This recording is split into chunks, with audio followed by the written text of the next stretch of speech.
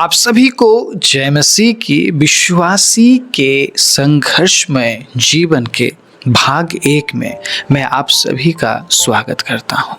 परमेश्वर के अजीजों, आज एक ऐसे टॉपिक को लेकर मैं बात करना चाहता हूं जिस टॉपिक में मुझे लगता है हमेशा हर वक्त हमें तैयार रहना चाहिए बात करने के लिए, लेकिन उस टॉपिक पर ज़्यादा बात नहीं किया जाता है।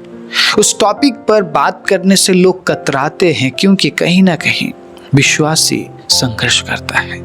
अगर आप एक विश्वासी हैं, आप संघर्षमय जीवन को जी रहे हैं, तो कहीं ना कहीं इस बात को आप अपने जीवन में जरूर देखेंगे। बड़े ध्यान से सुनिएगा, आत्मा में होकर सुनिए, ताकि परमेश्वर आपके साथ आज बात करे और आप कहीं ना कहीं परमेश्वर के अजीजों आत्मिक बढ़ोतरी में आप आगे बढ़े। संघर्षमय जीवन से आप निकलते हुए आप आत्मिक आशीषों को प्राप्त कर सके, आत्मिक जीवन को और गहराई से आप समझ सके और कहीं ना कहीं अपने आप को अनंत राज्य के लिए आप तैयार कर सके। इसीलिए बड़े ध्यान से सुनिएगा, ठीक है। तो सबसे पहली बात, विश्वासी संघर्ष करता है फॉरगिव करने में, ठीक है। 3 बातें मैंने आप लोगों के लिए तैयार की है बड़े प्रार्थना सहित। सो आज पहले भाग में मैं पहली बात को आपके बीच में रखना चाहता हूं। अगले दोनों भाग को भी जरूर देखिएगा ताकि आप सही तरीके से समझ सके संघर्षमय जीवन से निकलने के लिए हमें क्या करना चाहिए, और अगर इन कामों को हम करते हैं तो किस तरीके से हम आशीषित जीवन जी पाते हैं, उसके बारे में भी मैं अगले दोनों भाग में जिक्र करूंगा, बात करूंगा। तो आने वाले दोनों पार्ट को देखना मत भूलिएगा। भाग 2 और भाग 3 को भी जरूर इसी तरीके से बड़े चाहत के साथ सुनिएगा और एक दूसरे के साथ साझा जरूर कीजिएगा। सबसे पहली बात आज जो मैं आपके बीच में रखना चाहता हूं वो है फॉरगिव, माफ करना। कई बार हम क्या देखते हैं, लोग सालों साल हो जाते हैं माफ नहीं कर पाते, और ये बहुत सिंपल बात है लेकिन बहुत महत्वपूर्ण बात है, क्योंकि जब आप माफ करते हैं तो परमेश्वर आपको माफ करता है। इसके बारे में प्रभु के वचन में लिखा हुआ है। और मैं आने वाले कुछ समय के दौरान मैं आपके बीच में 3 अलग अलग बाइबल के आयतों को रखूंगा। उन आयतों से हम ये समझने की कोशिश करेंगे कि एक विश्वासी को माफ करने की जरूरत क्यों है, क्यों एक विश्वासी माफ करे, क्यों आप माफ करें या क्यों मैं माफ करूं, क्यों परमेश्वर चाहता है कि हम माफ करें। क्योंकि परमेश्वर के अजीजों देखिएगा, आपकी बढ़ोतरी माफ करने से है। हालेलुया। क्योंकि जब आप माफ करते हैं तो परमेश्वर आपको माफ करता है, और अगर आप माफ नहीं करते हैं तो परमेश्वर आपको माफ नहीं करता है। कई कभार ऐसा भी होता है कि हम संसारिक रूप में बहुत आशीष प्राप्त कर रहे होते हैं, लेकिन आत्मिक रूप में एक शून्यता हम महसूस करते हैं कि प्रार्थना करने का मन नहीं है, वचन पढ़ने का मन नहीं है, संगति में जाने का मन नहीं है, आत्मिक लोगों के साथ घुलने मिलने का मन नहीं है। मतलब ये जो आत्मिक जीवन है बिल्कुल सूखा हुआ, लेकिन शारीरिक जीवन बहुत ग्रो कर रहा है। शारीरिक जीवन बहुत ग्रो कर रहा है। फाइनेंशियली आप बहुत आशीषित हो रहे हैं। आप देख रहे हैं कि आप जिस विषय के लिए पहले प्रार्थना करते हैं सब कुछ आपके पास है। एक समय आएगा प्रभु सब कुछ देगा आपको, लेकिन कुछ तो छूट रहा है आपसे। आप समझ रहे इस बात को? संसार में बहुत से लोग हैं, संसार में अलग अलग प्रकार के लोग हैं। ऐसा तो नहीं कि जो बिलियनर है, मिलियनर है, ट्रिलियनर है वो परमेश्वर को जानते होंगे, प्रभु यीशु मसीह का अनुसरण करते होंगे। ऐसा है क्या? जरूरी नहीं है ना ऐसा होना चाहिए बोल के कि जो मिलियनर या बिलियनर या ट्रिलियनर है, करोड़पति, अरबोपति, खरबोपति है, वो यीशु मसीह पर ही विश्वास करना चाहिए बोल के जरूरी भी तो नहीं है। वो विश्वास नहीं करते तब भी उनके पास बहुत पैसा है, बेशुमार पैसा है। बल्कि जो विश्वास नहीं करते हैं उनके पास ज़्यादा पैसा है। उनके साथ अगर हम तुलना करें जो विश्वास करते हैं, उनसे तो कई गुना ज़्यादा पैसा उनके पास है जो विश्वास नहीं करते हैं। ग्राहम स्टीन जैसे लोगों को, विलियम कैरी जैसे लोगों को, और भी जितने भी लोग बलिदान स्वरूप जीवन जी कर इस संसार से गए, ये लोग अमीर नहीं थे, ठीक है। ये लोग मिलियनर्स या बिलियनर्स या ट्रिलियनर्स नहीं थे। ये लोग बलिदान पूर्ण जीवन जीने वाले लोग थे और अपना सब कुछ निछावर करके परमेश्वर के राज्य के लिए कुछ करने की इच्छा रखते हुए सेवकाई में आए थे, और उन्होंने कई हद तक अपना प्राण देकर भी उस काम को किया है। अपनी जिम्मेदारी उन्होंने पूरी की है। अब समझिए इस बात को कि विश्वासी जरूरी नहीं है कि करोड़पति होगा, लखपति होगा, अरबपति होगा।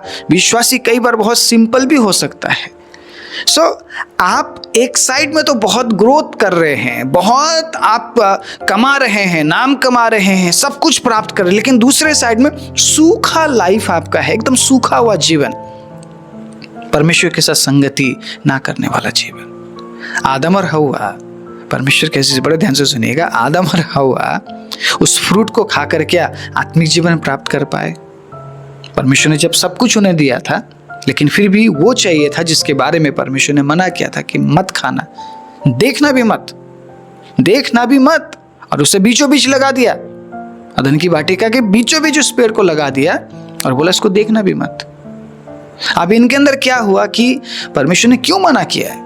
कुछ तो ऐसा है, कुछ तो अच्छा है, शायद प्रभु हमसे छिपाना चाह रहे हैं, कुछ तो ऐसा क्यूरियोसिटी होती होगी। शैतान ने देखा है कई बार, उस पेड़ के सामने जाकर उस फ्रूट को निहारते हुए शैतान ने देखा है आदम को, शैतान ने देखा है हव्वा को, इसीलिए तो शैतान आया। शैतान ने ऐसे ही चांस नहीं लिया था, शैतान को पता था कि ये लोग क्यूरियस है, जानना चाहते हैं उस फ्रूट में क्या है, तो शैतान ने सोचा चलो मैं बता देता हूँ। परमेश्वर ने शायद उनको पूरी सच नहीं बताई, मैं पूरी सच बता देता हूँ इनको, ताकि इनकी आंखें खुल जाएं। समझने की कोशिश कीजिएगा, उस सुंदर से फल को प्राप्त करके क्या आत्मिक जीवन में बने रह पाए ये लोग? आप समझिए इस बात को, आपके पास सब कुछ है, संसारिक रूप में आपके पास सब कुछ है, तो जरूरी नहीं है कि आत्मिक जीवन में भी आप बराबर रहेंगे। No no no no, it's not necessary. ठीक है, ऐसा बिल्कुल भी नेसेसरी नहीं है कि आप दोनों चीजों में बराबर रहेंगे। अगर आप एक चीज में बहुत अच्छे हो रहे तो कहीं ना कहीं आपका जो आत्मिक जीवन है डामाडोल हो सकता है। और एक विश्वासी संघर्ष क्यों करता है आत्मिक जीवन में बढ़ने के लिए? क्योंकि वो क्षमा नहीं कर पाते। बहुत से लोग आज भी क्षमा नहीं कर पा रहे हैं, उनके अंदर क्षमा की भावना ही नहीं है। वो कहते हैं जी आपने गलत किया, आपको कोई क्षमा नहीं है। तो मैं आपसे पूछना चाहता हूं, आपको क्यों क्षमा किया जाना चाहिए? फिर आप तो आज भी गलत कर रहे हैं, आप तो अभी भी गलत कर रहे हैं, आप तो कल भी गलत करने वाले हैं, आप तो परसों भी गलत करने वाले हैं, फिर आपको क्षमा क्यों करना चाहिए? फिर कई बार हम प्रभु के सामने जाते हैं और प्रभु से कहते हैं कि प्रभु मेरे पापों को क्षमा कर, प्रभु मुझे इस पाप से आजाद कर प्रभु, लेकिन हमें क्षमा नहीं मिलती। क्यों नहीं मिलती? क्योंकि हमने दूसरों के अपराध को क्षमा नहीं किया है, इसलिए हमें क्षमा नहीं मिलती। ये एक बहुत गहरा कनेक्शन है, परमेश्वर के साथ बने रहने वाला, प्रभु के साथ चलने वाला, प्रभु के साथ जीवन जीने वाला, उसकी उपस्थिति में बने रहने वाला एक बहुत गहरा कनेक्शन है। इस कनेक्शन को समझना पड़ेगा। आज मैं एक वचन के साथ शुरुआत करना चाहूंगा। कुलुस्सियों 3 अध्याय उसके 13वें आयत में कुछ इस प्रकार लिखा है, बड़े ध्यान से सुनिएगा। प्रभु के वचन में कुछ इस प्रकार लिखा है, और यदि किसी को किसी पर दोष देने का कोई कारण हो तो एक दूसरे की सह लो और एक दूसरे के अपराध क्षमा करो, जैसे प्रभु ने तुम्हारे अपराध क्षमा किए वैसे ही तुम भी करो। इसका मतलब अब परमेश्वर ऐसे ही नहीं बोल रहे कि तू क्षमा कर। परमेश्वर ने पहले दिखाया कि आपके पाप भी बहुत खतरनाक वाले पाप थे जो आपने किए थे। उस पाप की वजह से शायद आप अपने चेहरे को शीशे में नहीं देख पाते थे, आप अपने आप को गिल्टी मानते थे, आपके अंदर गिल्टीनेस थी कि मैंने बुरा किया, मैंने गंदा किया। लेकिन जिस दिन से आपने प्रभु यीशु मसीह को अपनाया, उसी दिन से आपको एक आजादी मिली, छुटकारा मिला। उस गिल्टीनेस से आपको आजादी मिली। जब आप अपने चेहरे को आप आईने में देखते हैं तो आपको क्या दिखता है? यीशु का प्रेम दिखता है आपको। हालेलुया। आप उस गिल्टीनेस में नहीं है, लेकिन आप दूसरों को उसी गिल्टीनेस में आप रखते हैं और देखते हैं। आप खुद विचारिए इस बात को, अगर परमेश्वर हमारे पापों को क्षमा नहीं करते तो क्या आज हम इस योग्य होते कि हम यीशु का नाम ले पाते? बताइए आप। परमेश्वर ने हमें क्षमा किया है, इसीलिए तो हम प्रभु यीशु मसीह का नाम ले पा रहे हैं, इसीलिए आज हम उस गिल्ट से आजाद हो पाए हैं। इस बात को समझना जरूरी है कि जब हम अपने आप को शीशे में देखते हैं और अपने आप में कुछ गिल्टी नहीं पाते हैं, तो उसी तरीके से हमें दूसरों में भी गिल्टीनेस को नहीं ढूंढना है, पाप को नहीं ढूंढना है, बुराई को नहीं ढूंढना है। कुलुस्सियों 3 अध्याय उसके 13वें आयत में साफ रीति से यह बताया गया है, अगर दोष देने वाले कुछ ऐसी बातें हैं तो दोष ना लगाए, सह ले। हालेलुया। ये बहुत इंपॉर्टेंट और बहुत मुश्किल बात है। इन दिनों में स्पेशली सोशल मीडिया में आकर लोग बहुत कुछ बोल रहे होते, एक दूसरे के नाम को उछाल रहे होते हैं, एक दूसरे पर दोष लगा रहे होते हैं और देखकर हमें काफ़ी बुरा लगता है। और वो कॉमन हो चुका है आजकल, एक दूसरे को एक्सपोज करना कॉमन हो चुका है। मैं आपको एक्सपोज करूंगा, आप मुझे एक्सपोज करेंगे, फिर तीसरा हमें एक्सपोज करेगा, फिर उसे कोई और एक्सपोज करेगा। तो हम यही करते रहें, हम एक दूसरे को एक्सपोज करते रहें। सबसे ऊपर जाके हम इस बात के बारे में भी सोचें, अगर परमेश्वर हमें एक्सपोज करने लग जाए, परमेश्वर अगर हमें एक्सपोज करने लग जाए तो फिर क्या होगा? फिर बताइए क्या होगा हमारा? क्या हम परफेक्ट बन चुके हैं? क्या आपसे गलती नहीं होती है? क्या आज आपसे पाप नहीं होते हैं? मुझे बताइए। कई बार तो हम इतना अपने आप को धर्मी समझ लेते हैं, उसमें भी पाप कर बैठते हैं कि मैं उससे अच्छा हूं प्रभु, मैं तो उससे ज्यादा प्रार्थना करता हूं प्रभु। परमेश्वर ने हमें इसलिए क्षमा नहीं किया कि हम एक दूसरे में तुलना करें कि प्रभु देखिए मैं उस व्यक्ति से अच्छा हूं। प्रभु ने हमें इसलिए क्षमा किया है ताकि हम दूसरों को क्षमा कर सके और यूनिटी और सिमिलैरिटीज में हम चले, ना कि हम दूसरों को खुद से छोटा बनाए। परमेश्वर के अजीजों, हमें इसलिए क्षमा नहीं किया गया है और हमें यह बोला गया है कि याद रखो कि परमेश्वर ने तुम्हें कहां से उठाया, याद रखो तुम किस अवस्था में थे, याद रखो तुम किस पाप के दलदल में थे। उस बात को मत भूलो कि परमेश्वर ने तुम्हें क्षमा किया है, इसलिए तुम्हें भी दूसरों को क्षमा करना चाहिए। लेकिन विश्वासी संघर्ष करता है क्षमा करने में। बहुत से ऐसे लोग हैं जिनको मैं जानता हूं, लगभग 10 साल बीत चुके लेकिन वो क्षमा नहीं कर पाए, क्षमा नहीं कर पाए। एक छोटा सा सॉरी बोलना या किसी को ये बोलना कि मैंने आपको माफ किया, ये मुश्किल बात नहीं है, लेकिन ईगो हर्ट हो जाता ना। आपके अंदर जो आई है वो मुड़ना नहीं चाहता है। आप बात करते हैं क्राइस्ट की, लेकिन आप अगर अपने अंदर आई लेकर घूम रहे हैं सो कितना मेल खा रहा है क्राइस्ट के साथ। आपका आई जब तक मुड़कर सी नहीं बनेगा, आप क्राइस्ट नहीं बनेंगे। और सी का मतलब है झुकाव। हालेलुया, झुकाव। परमेश्वर के अजीजों, क्षमा मांगने वाला भी झुकता है और क्षमा करने वाला भी झुकता है। आपको इसलिए क्षमा नहीं करना है कि आप महान बन रहे हैं क्षमा करके, बल्कि आप इसलिए क्षमा करते हैं परमेश्वर के अजीजों क्योंकि आपको भी क्षमा की गई है। आप उस बात को भूलते नहीं है कि आपको भी किसी ने क्षमा किया है, और जिसने आपको क्षमा किया है वो बोल रहा है दूसरों को भी क्षमा कर, तो उसमें प्रॉब्लम क्या है? आप समझिए इस बात को। अगर जिसने आपको क्षमा किया है वो ऐसा बोल रहा है कि तू भी दूसरों को क्षमा कर, तो इसमें प्रॉब्लम नहीं होना चाहिए। लेकिन हमारा ईगो हर्ट हो जाता है, आईसी नहीं बन पाता है। अगर आपका आईसी नहीं बन रहा है तो आप में क्राइस्ट है ही नहीं। अगर आप अपने आई को मोड़ पा रहे हैं, अपने आप को झुका पा रहे हैं, नम्र कर पा रहे हैं, दीन कर पा रहे हैं, तो इसका मतलब आपके अंदर सी है, आई नहीं। तो आप क्षमा करेंगे, आप सॉरी बोलेंगे, प्रेज द लॉर्ड, आप थैंक यू बोलेंगे। ये तो कॉमन सी बात है इन दिनों में, सॉरी थैंक यू, ये तो कॉमन सी बात हो चुकी है। लेकिन एक विश्वासी क्या सॉरी बोल पाता है? एक विश्वासी क्या थैंक यू बोल पाता है? एक विश्वासी क्या क्षमा कर पाता है? लोग संघर्ष करते परमेश्वर के अजीजों। 110% गारंटी के साथ बोल रहा हूं, आप में से जितने भी लोग आज मुझे देख रहे हैं, आप में से बहुत से ऐसे लोग होंगे जो संघर्ष कर रहे होंगे कि मैं उसे कैसे क्षमा करूं। 10 साल बीत चुके होते हैं, क्षमा नहीं कर पाते। 20 साल बीत चुके होते हैं, क्षमा नहीं कर पाते। और क्षमा ना कर पाने की वजह से बिटरनेस आ जाता है हमारे अंदर। मतलब हमारे अंदर इतना कड़वाहट जमा हो जाता है कि हम हर एक को बुरी नज़र से ही देखते हैं। एक को हमने बुरी नज़र से देखा, उसे क्षमा नहीं कर पाए। टोटल जितने भी लोग हमारे सामने आते हैं सबको हम बिटरनेस से भर के हम देखते हैं, कड़वाहट से भर के हम देखते हैं। हमारे सामने तो कोई भी अच्छा नहीं है। अगर आप ऐसा जीवन जीते हैं, आपके सामने कोई भी अच्छा नहीं है, कोई भी अच्छा नहीं है परमेश्वर के अजीज। तो आपको क्यों क्षमा किया जाना चाहिए? फिर आपको क्यों क्षमा किया जाना चाहिए? आपने ऐसा अच्छा क्या किया है? या मुझे क्यों क्षमा किया जाना चाहिए? अगर मैं दूसरों को क्षमा नहीं कर पा रहा हूं तो मुझे क्यों क्षमा किया जाना चाहिए? अगर मैं दूसरों के सिर्फ कमियों को देख रहा हूं, मैं किसी को सह नहीं पा रहा हूं, मैं सहन की बात को मैं नहीं कर पा रहा हूं, जो वचन मुझे दिया गया उस वचन को मैं मान नहीं पा रहा, तो फिर मुझे क्यों क्षमा किया जाना चाहिए? आप समझ रहे इस बात को? अगर आप इस मुसीबत से जूझ रहे हैं, आप इस संघर्ष से जूझ रहे हैं, तो परमेश्वर के अजीजों, इस संघर्ष से आपको निकलना पड़ेगा, इस मुसीबत से आपको निकलना पड़ेगा, क्योंकि आपकी बढ़ोतरी रुकी हुई है, आत्मिक बढ़ोतरी नहीं होगी। आप अपने आप को बहुत अच्छा बोलेंगे, बहुत धर्मी बोलेंगे, लेकिन वाकई में क्या आप धर्मी हैं? एक धर्मी क्षमा करने वाला होता है, राइट?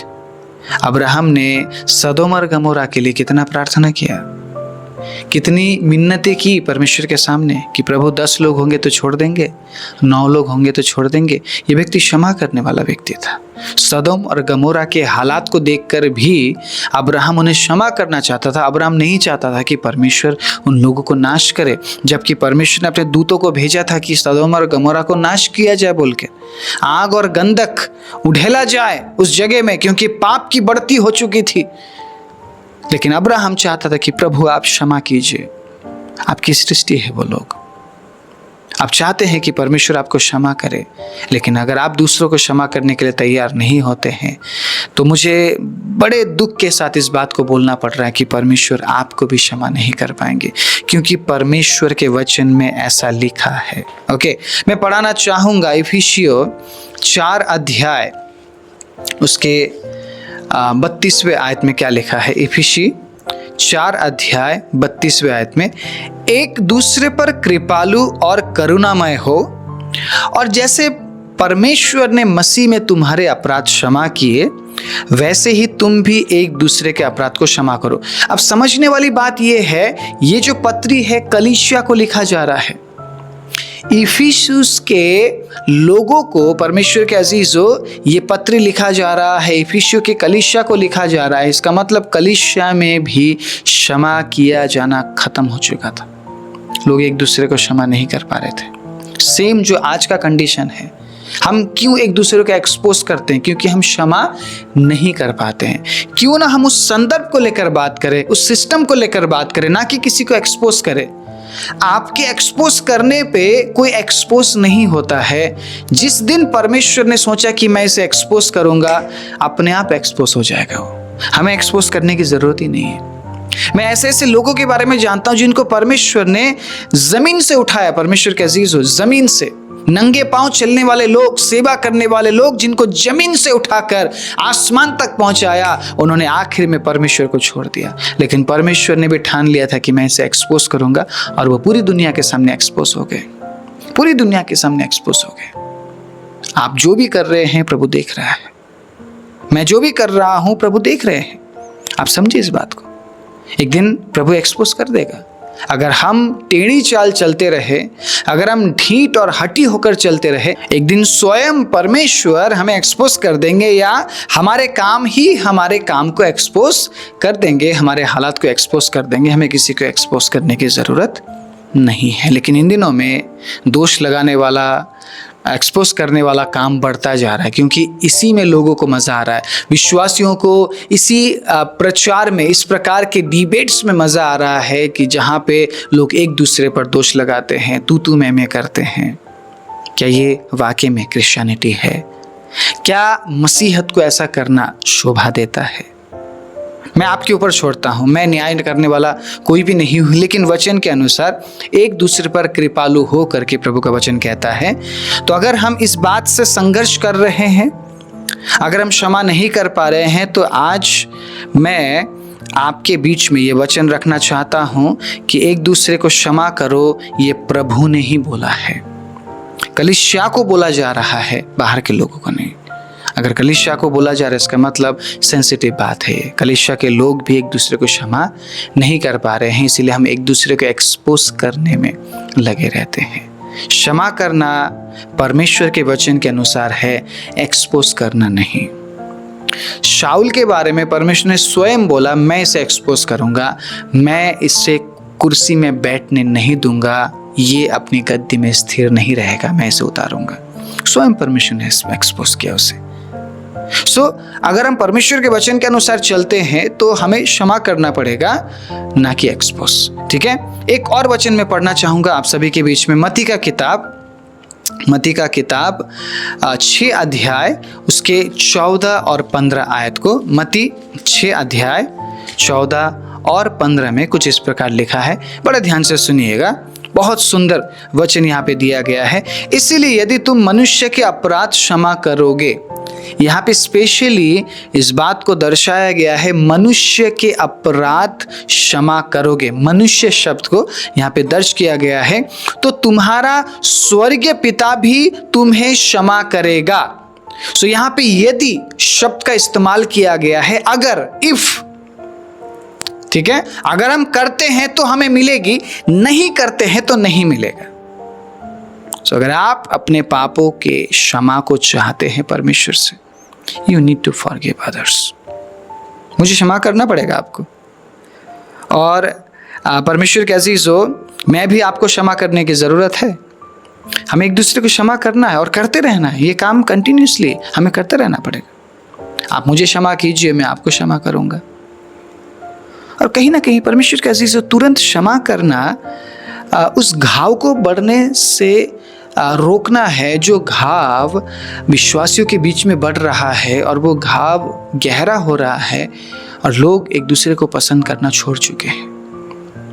तुरंत जब हम क्षमा करते ना, घाव को बढ़ने का मौका नहीं मिलता। घाव हो तो जाता, लेकिन जैसे क्षमा करते घाव भर जाता है। जख्म को बढ़ने से रोके, और जख्म को बढ़ने से रोकने के लिए हमें तुरंत क्षमा करना बहुत ज़रूरी है, ताकि जख्म बड़ा ना हो और आने वाले समय में कुछ बुरा ना हो। ओके, सो 15 में क्या लिखा है, और यदि तुम मनुष्य के अपराध को क्षमा ना करोगे तो तुम्हारा पिता भी तुम्हारे अपराध को क्षमा ना करेगा। सीधी और साफ बात, इसके ऊपर कोई बातचीत है ही नहीं। हम ये नहीं बोल सकते कि प्रभु मैं उसे 10 साल बाद क्षमा करूं। बहुत से लोग जूझ रहे, आज भी क्षमा नहीं कर पा रहे, 10 साल बाद भी नहीं कर पा रहे, 20 साल बाद भी नहीं कर पा रहे, और उन्हें ऐसा लग रहा है कि परमेश्वर उनके अपराधों को क्षमा कर रहे हैं। वो पाप करते जा रहे हैं, परमेश्वर उनके अपराधों को क्षमा कर रहे हैं, नहीं कर रहे हैं। वचन के अनुसार बोल रहा हूं, मैं अपनी बातें नहीं बोल रहा हूं। मैं कोई यहाँ पे प्रकाशन नहीं दे रहा हूं आपको कि प्रभु ने मुझे प्रकाशन दिया है, मैं आपको दे रहा हूं। आपके पास बाइबल है, आप भी पढ़िए, वचन में क्या लिखा है। अगर हम दूसरों के अपराध को क्षमा करेंगे तो परमेश्वर हमारे अपराध को क्षमा करेंगे। अब देखिएगा, कमी सब में है, उस कमी को लेकर 24 घंटे बैठे रहना अच्छा नहीं है। कई बार मुझे कुछ सिस्टम्स, कुछ बातें अच्छी नहीं लगती, मैं आपके साथ जिक्र करता हूँ कि भाई बहन ऐसा चल रहा है, हमारे आसपास ऐसा चल रहा है, थोड़ा बच के रहिए। सिस्टम के बारे में बात तो करना चाहिए ना, क्रिश्चियनिटी के बारे में तो बात करना चाहिए, अगर कुछ गलत हो रहा है उसके बारे में बात करना चाहिए, लेकिन पर्टिकुलर उस इंसान के बारे में मैं बात नहीं करता हूँ। ना ही मैंने आज तक किसी का नाम लिया है और ना ही मैं आगे लूँगा, क्योंकि मुझे सिस्टम से प्रॉब्लम है। जो सिस्टम वो बना रहे उस सिस्टम से मुझे प्रॉब्लम है, मुझे उनसे प्रॉब्लम नहीं है। आप समझिए इस बात को। तो इतना तो छूट है, इतना तो अधिकार है ना, इतना तो फ्रीडम दिया है प्रभु ने कि मैं बोल सकता हूँ। इवन हम प्रभु के सामने भी जाके बात कर सकते हैं, इतना फ्रीडम प्रभु ने हमें दिया है क्षमा करते हुए। हालेलुया। सो हम सिस्टम के बारे में बात कर सकते हैं। इन दिनों में जो हमारे भारत में हो रहा है, लोग सिस्टम के बारे में बात कर रहे हैं, डायरेक्टली किसी नेता के सामने जाकर उसके साथ बात नहीं कर रहे, वो सिस्टम के बारे में बात कर रहे हैं। ऐसा सिस्टम क्यों है? सिस्टम खराब क्यों हो रहा है? सिस्टम में कीड़ा क्यों लग रहा है? सिस्टम के बारे में बात करते रहिए, लोगों के बीच में जागरूकता फैलती रहेगी और लोग बचेंगे। लोग बचेंगे ऐसे अगुओं से। हमें अगुओं से प्रॉब्लम नहीं है, हमें सिस्टम से प्रॉब्लम है, जिस सिस्टम वो लेकर आ रहे हैं। अगर बाइबल के खिलाफ सिस्टम लेकर आएंगे, हम बोलेंगे परमेश्वर के अजीजों, क्योंकि इस वचन को ना ही हम बढ़ा सकते और ना ही हम घटा सकते, और जो जिम्मेदारी हमें मिली है प्रचार का, हम उसे पूरा करेंगे। जब तक जान है पूरा करेंगे, जब तक जिंदा है पूरा करेंगे। हालेलुया। हम सिस्टम के खिलाफ है, लोगों के खिलाफ नहीं। सो हमें एक दूसरे को क्षमा करना है। अगर लोग सिस्टम बदल रहे हैं, गिल्टी महसूस कर रहे हैं, बोल रहे हैं क्षमा करो, तुरंत क्षमा कर दीजिए, तुरंत क्षमा कर दीजिए। घाव बढ़ने ना दे, क्योंकि घाव बढ़ता है तो शैतान को मौका मिलता है उस जख्म में वार करने का, और जब शैतान वार करता है, परमेश्वर के अजीजों, फिर पूरी तरह से खत्म करने की कोशिश करता है। सो आज मैं बड़े प्यार से इस बात को मैं आपके बीच में रख कर जाना चाहता हूँ कि अगर प्रभु ने कहा है क्षमा करो, तो 10 साल मत लीजिए, 20 साल मत लीजिए, आज इसी वक्त क्षमा कर दीजिए, क्योंकि आपको भी पिछले 10 साल से क्षमा नहीं मिली है, आपको भी पिछले 20 साल से क्षमा नहीं मिली है, और ऐसा ही चलता रहा। परमेश्वर ने अगर आपको क्षमा करना बंद कर दिया, फिर वो सूखा हुआ जीवन आप महसूस करेंगे। एक साइड में सब कुछ आपके पास है, पैसा है, प्रॉपर्टी है, नाम है, फेम है, लेकिन दूसरे तरफ एक सूखा हुआ आत्मिक जीवन आप लेकर चल रहे हैं। बाहर से तो आप हंस रहे होंगे, लेकिन अंदर से आप ड्राई हो चुके हैं। आपका परमेश्वर के साथ कोई रिश्ता नहीं है। एक ऐसा जीवन आप चाहते हैं, या क्षमा करते हुए परमेश्वर के अजीजों एक आशीषित जीवन आप चाहते हैं, वो आपके ऊपर है। क्योंकि पिछले 10 साल से अगर आप क्षमा नहीं कर पा रहे हैं, तो आपके अपराध को भी परमेश्वर ने पिछले 10 साल से क्षमा नहीं किया है। अगर प्रभु ने आपसे बात किया इस वचन के जरिए, तो जरूर परमेश्वर के अजीजों आज इसी वक्त अपने आप को समर्पण कीजिए। इस वीडियो को लाइक कीजिए, चैनल को सब्सक्राइब कीजिए और इस वीडियो को अपने लोगों के साथ जरूर साझा कीजिए और इस मिनिस्ट्री के लिए हाथ जरूर बढ़ाइए। आइए अपनी आंखों को बंद करें। राजाओं के राजा, प्रभुओं के प्रभु, धन्यवाद देते हैं, आपने हमसे अद्भुत रीति से अपने वचन को देकर बात किया है। आपके लोगों को प्रभु आपने समझाया है कि पिता उस संघर्ष में जीवन से उन्हें निकलना कैसे है, किन बातों की वजह से वो संघर्ष कर रहे हैं। प्रभु आज आपने रिवील किया। प्रभु आप सहायता कीजिए ताकि जो लोग माफ़ नहीं कर पा रहे हैं, जैसे उनको माफ़ी मिली वो दूसरों को भी माफ़ी दे सके, ताकि उनकी भी जो गलतियां हैं, उनके भी जो पाप है, उन्हें भी क्षमा किया जाए। प्रभु सभी को बहुत आज से आशीष और बरकत दीजिए। जिन्होंने इस चैनल को सब्सक्राइब किया है, इस वीडियो को लाइक किया है, प्रभु इस वीडियो को एक दूसरे के साथ साझा करने के बारे में सोच रहे हैं या साझा करते हैं, या इस मिनिस्ट्री के लिए हाथ बढ़ाने के लिए वो तैयार है, मैं अद्भुत और विशेष आशीष उनके जीवन में मांगता हूँ। प्रभु धन्यवाद ऐसे लोगों के लिए, प्रभु ऐसे परिवारों के लिए प्रभु जिनको आपने हाउस ऑफ यूनिटी के लिए दिया है। प्रभु उन्हें बहुत ऐसे आशीष और बरकत दीजिए। अपनी महिमा के लिए उन्हें इस्तेमाल कीजिए। विशेष रूप से क्षमा करने के लिए आप उनकी सहायता और मदद कीजिए। सारी महिमा, आदर, इज्जत, जलाल, प्रशंसा आपके नाम को देते हुए प्रार्थना प्रभु यीशु मसीह के नाम से मांगते हैं। आमीन।